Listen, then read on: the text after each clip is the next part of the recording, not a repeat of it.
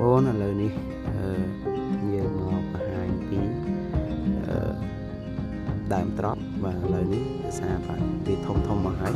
បាទមើលខាងនេះហើយក្នុងនោះខ្ញុំមានដាំពោតដើម្បីផងដែរដើម្បីទឹកពោតធ្វើជាវាហូបអញ្ចឹងណាពោតទៅប្រាក់គឺបាក់រោបន្លែខ្លាំងមែនទែន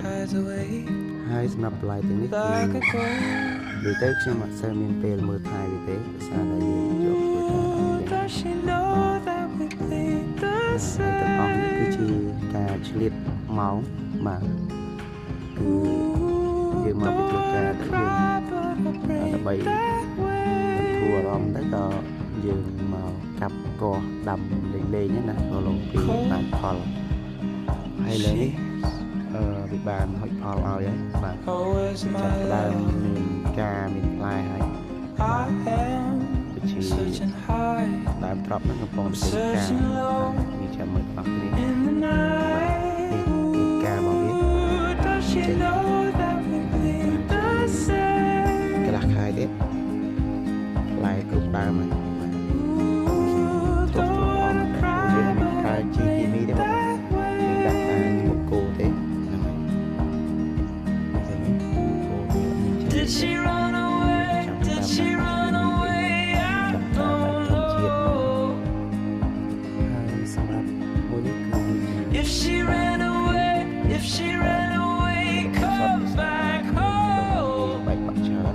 អញ្ចឹងខ្ញុំក៏យកមកកាត់យកមកឆ្នៃដើម្បីឲ្យមានប្រយោជន៍គឺយកមកដេកដាក់បន្លែ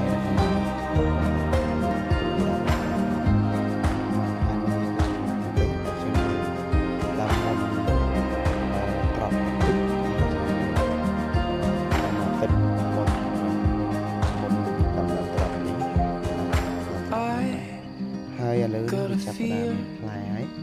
មួយណាបាទនិយាយពីណូវិញក៏ចាប់ផ្ដើមចេញការផងដែរបាទហើយខាងក្រោយគឺសត្វផ្លែហើយបានឆ្លៀតពេល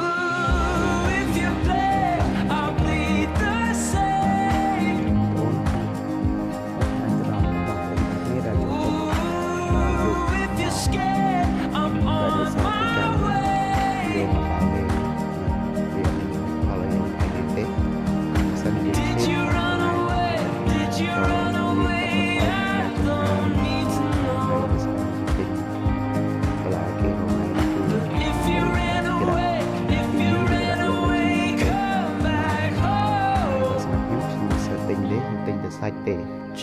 បាទគឺបន្លែប្លុកហ្នឹងខ្ញុំសើទិញទេដោយសារតែខ្ញុំដាំខ្លួនឯងបាទវីដេអូនេះមានតែប៉ុណ្្នឹងទេបងប្អូនបើសិនជាចូលចិត្តសូមជួយចុច like ចុច share មួយផងបាទសូមអរគុណ